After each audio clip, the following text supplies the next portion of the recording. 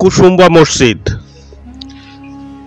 নওগাঁ জেলার মান্দা উপজেলার আত্রাই নদীর তীরে সবর খান বা সুলাইমান নামে একজন ধর্মান্তরিত মুসলিম এই মসজিদটি নির্মাণ করেন। শিলালিপি অনুযায়ী জানা যায় 966 হিজরি বা 1558 খ্রিস্টাব্দে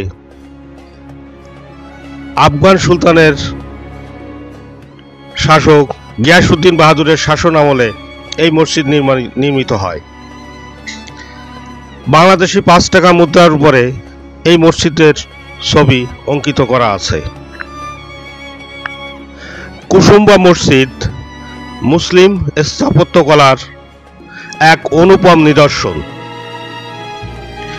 মূল প্রবেশপথে শিলালিপি থেকে প্রমাণিত হয় যে এই মসজিদটি হিজরি সালে নির্মিত হয়। খ্রিস্টাব্দ 1958 থেকে 59 সাল হবে। সেই হিসাবে মসজিদটির বর্তমান বয়স প্রায় 500 বছরের অধিক।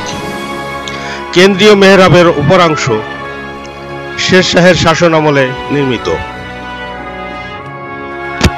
বিংশ শতাব্দীর প্রথম ভাগে রাজশাহী জেলা পরিষদের ওভারসিয়ার সুরেন্দ্র মোহন চৌধুরী কুসুম্বা গ্রামে প্রাচীন ধ্বংসস্তূপ থেকে একটি শিলালিপি আবিষ্কার করেন। শিলালিপিটি বর্তমান রাজশাহীর ঐতিহ্যবাহী বরেন্দ্র জাদুঘরে সংরক্ষিত আছে। 1897 সালে এক ভূমিকম্পে কুসুম্বা মসজিদের ব্যাপক ক্ষতি হয়।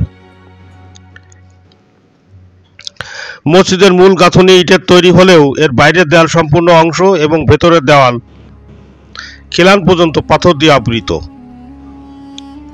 এর স্তম্ভ, ভিত্তিমঞ্চ, মেঝে ও পাশের দেয়াল জালি নকশা পাথরের তৈরি। কেন্দ্রীয় মিহরাবটি পশ্চিম দেয়াল থেকে সামান্য অবিক্ষিপ্ত। মেহরাবগুলো খোদাই করা পাথরের নকশা দিয়ে ব্যাপকভাবে অলঙ্কৃত। কারুকার্য খচিত পাথরের তৈরি স্তম্ভের উপরে স্থাপিত এই খিলানগুলোর শীর্ষে রয়েছে কলস মোটিফের অলঙ্করণ।